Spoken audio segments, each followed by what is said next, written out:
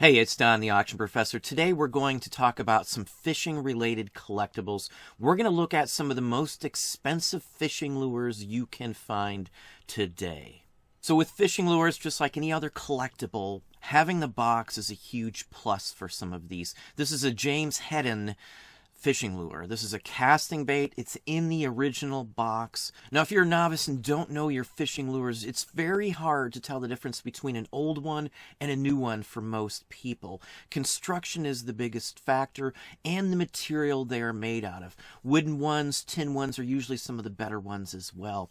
This is a head-on casting bait here. This one went for almost $3,000 with 35 bids. Now here's another name brand that you should always look for, Winchester. The same ones who make the guns made fishing lures and sporting goods as well. This is a Winchester in the box. It will be marked. It will be marked on the spinner, the little metal plates that are at the end of this one here. $2,125, 36 bids. These are legitimate items that sell all of the time. There is no right or wrong time to list one of these types of lures.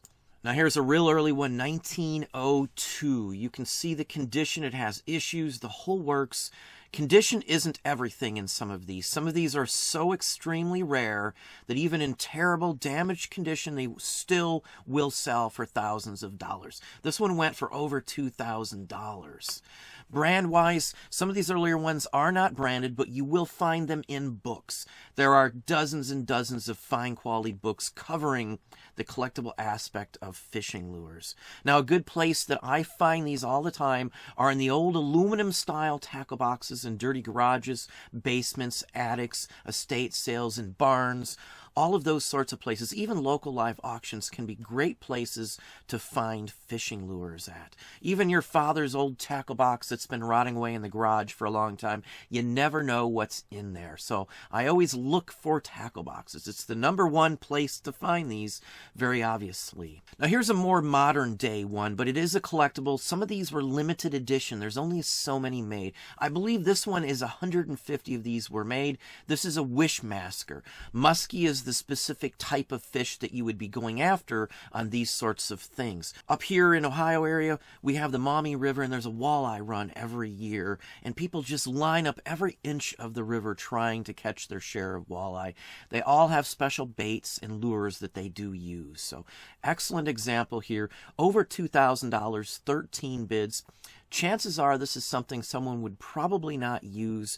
You will run into collectors that have walls of lures mounted on plaques and boards on the wall. So just a fine example here. Now here's another Hayden's right here. This is a perch cup one here. Now each lure is different and made to attract a different style of fish, as I said. It's based on what certain fish would eat, and the lures are made to mimic those sorts of fish.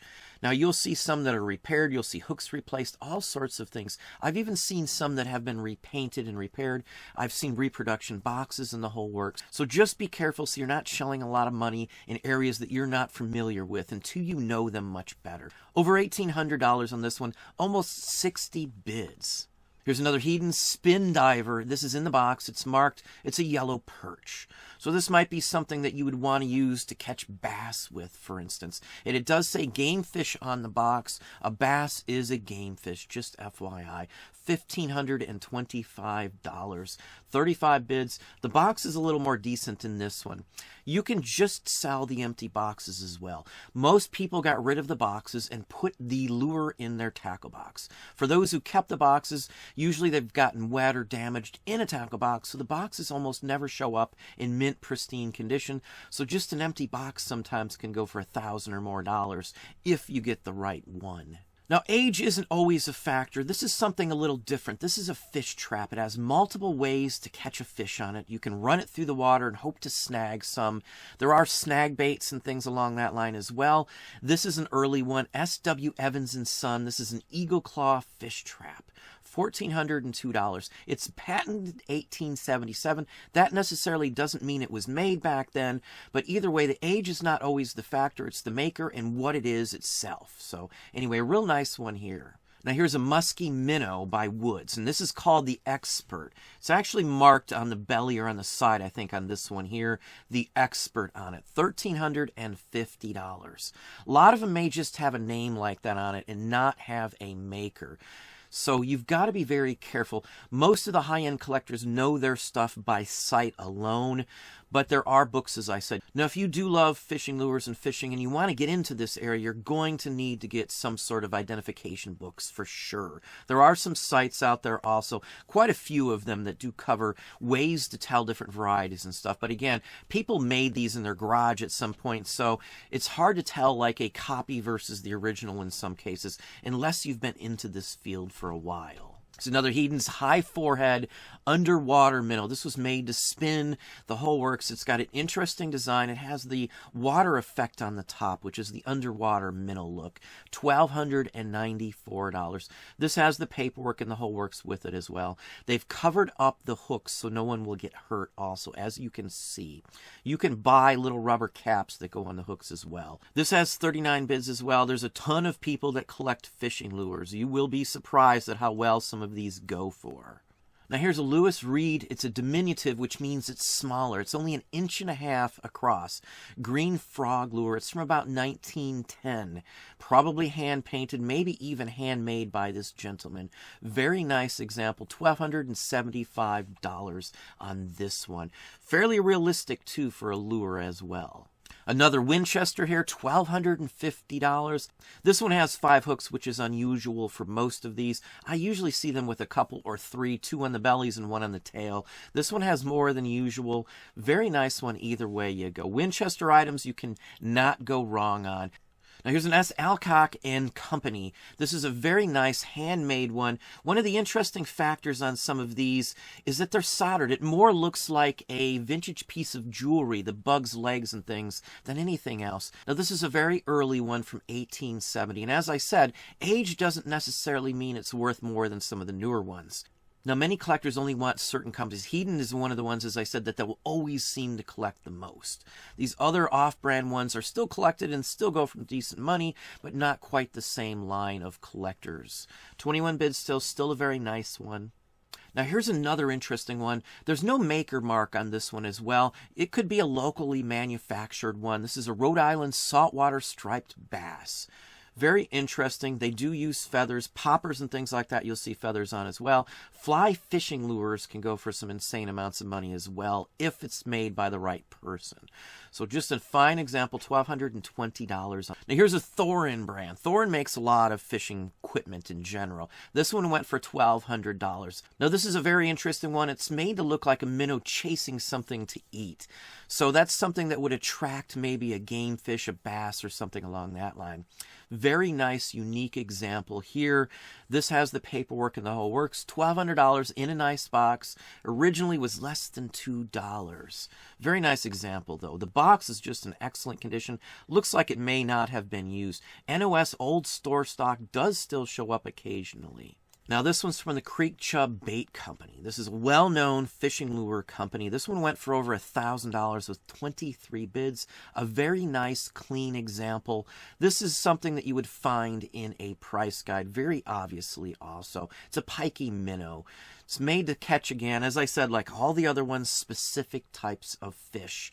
The lures are designed to either act, look, or feel like an item that the fish may be after. So, nice example here. Now, here's another interesting one. This is an earlier one. A lot of the paint has some issues. It's been flaked. It's got some damage to it. It's basically just a spinner with a hook on the end of it. Very early, very crudely made as well. $1,000. So even things like this, most people would write this off as a piece of junk. That's what I see. I'll see people pass up these oddball, early, hand-constructed pieces all of the time. And this is a Chapman piece as well. Now here's another Creek Chub Bait Company piece here. This is an earlier one. It still has the box. It's a very nice one. Interesting color. Very scarce. It went for almost $1,000.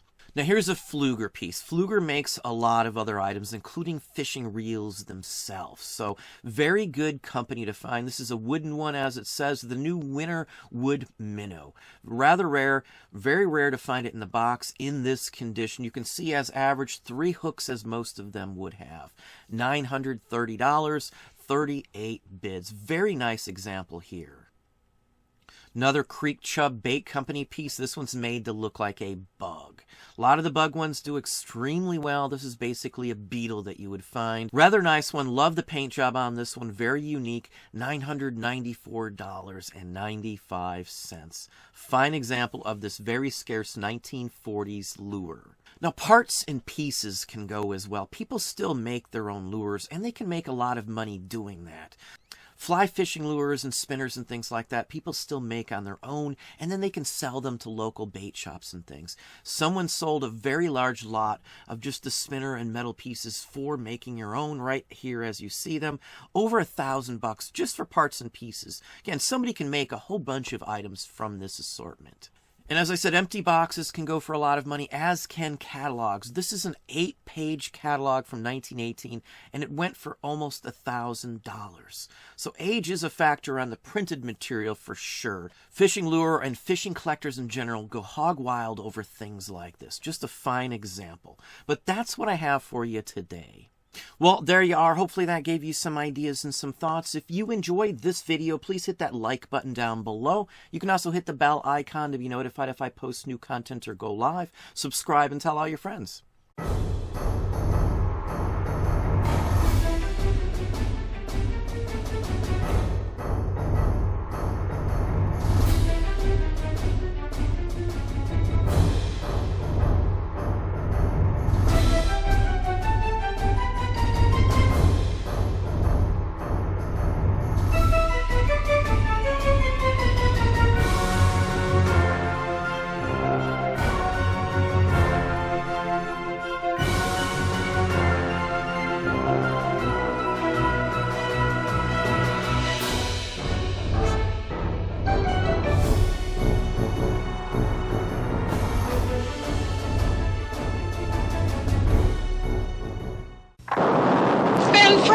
You discovered electricity. No, something really shocking.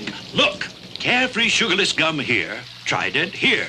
Both cost the same, yet Carefree gives you 32% more gum by weight than Trident. And Carefree's taste electrifying. Then the electricity. I'll think about it in Washington, A.C. That's Washington, D.C. Get more gum with Carefree. Now in bubble gum, too.